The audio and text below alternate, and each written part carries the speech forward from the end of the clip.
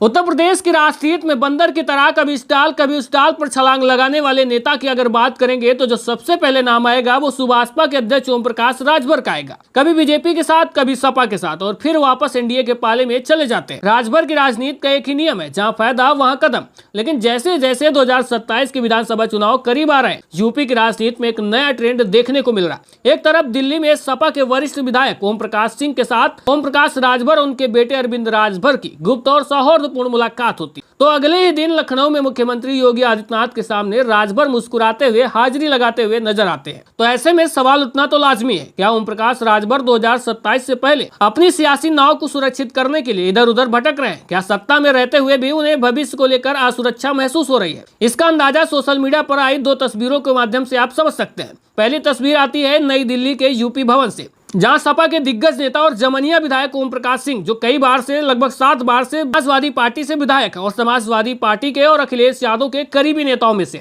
उनके साथ सुभाषपा के शीर्ष नेतृत्व की बैठक होती है और इसे आधिकारिक तौर पर क्षेत्रीय विकास की चर्चा बताया गया। लेकिन राजनीतिक गलियारों में चर्चा छिड़ गई है कि राजभर फिर समाजवादी पार्टी की ओर हाथ बढ़ाने की कोशिश कर रहे हैं। इसके पीछे का भी हम आपको राज बताएंगे, क्योंकि वही ओम प्रकाश राजभर है जो सुबह उठते ही अखिलेश नाम का जाप करने लगते थे और अखिलेश यादव पर अलग अलग तरह की बयानबाजी और टिप्पणियां करने लगते थे। लेकिन कुछ दिन से ओम प्रकाश राजभर की वो टिप्पणियां भी बंद हैं और अखिलेश यादव को लेकर कोई पोस्ट भी नहीं कर रहे हैं। यहाँ समझने वाली बात है। और आज एक फिर दूसरी तस्वीर सामने आती है लखनऊ से, जहाँ ओम प्रकाश राजभर उत्तर प्रदेश के मुख्यमंत्री योगी आदित्यनाथ से शिष्टाचार भेंट करते हैं। तो ऐसे में महज 24 घंटे के अंतर में ही दो अलग अलग ध्रुवों के साथ बैठकें करना, यह राजभर की पुरानी रणनीति रही है और इसे उनकी प्रेशर पॉलिटिक्स यानी दबाव बनाने की राजनीति का हिस्सा भी माना जा रहा है। तो ऐसे में सवाल ये उठता है कि आखिर राजभर को एक साथ दो नावों की सवारी करने की जरूरत क्यों पड़ रही? तो इसके पीछे 2027 का चुनाव गणित और हाल के उपचुनाव का असर है। क्योंकि पिछले लोकसभा चुनाव में जिस तरह से पूर्वांचल के कई इलाकों में राजभर वोट बैंक में सेंध लगी है और सुभाषपा के प्रदर्शन पर सवाल खड़े हो गए। अपने कैडर वोट को अपनी मर्जी मुताबिक ट्रांसफर करा पा रहे हैं या नहीं? बीजेपी के भीतर भी छोटे सहयोगियों को लेकर मंथन चल रहा है।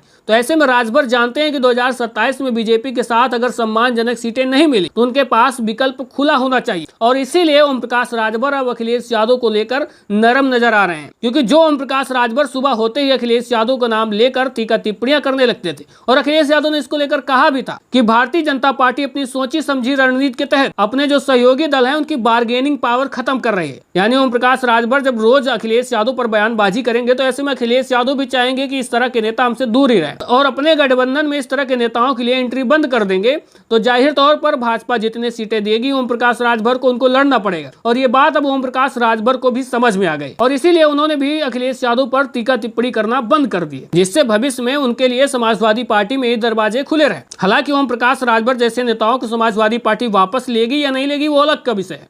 लेकिन अगर ओम प्रकाश राजभर के राजनीतिक इतिहास को उठाकर देखें तो उन्होंने कभी भी एक विचारधारा से खुद को बांध कर नहीं रखा। 2017 में बीजेपी के साथ सरकार बनाई, 2019 में राह अलग की, 2022 में अखिलेश यादव के साथ हाथ मिलाया और जमकर प्रचार किया। फिर चुनाव खत्म होते ही गठबंधन तोड़कर वापस एनडीए में शामिल हो गए। लेकिन 2027 में जनता फिर से इधर उधर की राजनीति को स्वीकार करेगी, ये सवाल उठता है। तो ऐसे में सियासी जानकार मानते हैं कि बार बार पाला बदलने से किसी भी नेता की विश्वसनीयता पर असर पड़ता है। तो ऐसे में सोशल मीडिया पर भी आम जनता और राजनीतिक विरोधी ये सवाल उठा रहे हैं कि आखिरकार मंत्री जी किस ओर जाना चाहते हैं? क्या मुलाकातें केवल विकास कार्यों के लिए हैं या 2027 के लिए सुरक्षित ठिकाने की तलाश जारी? राजनीति में कोई कदम बिना वजह नहीं उठाया जाता। दिल्ली में सपा विधायक के साथ मुलाकात, फिर लखनऊ में सीएम योगी के दरबार में हाजिरी, ये सारा साफ है कि ओम प्रकाश राजभर 2027 के महासंग्राम में पहले से अपनी संभावित बिसात बिछा रहे हैं।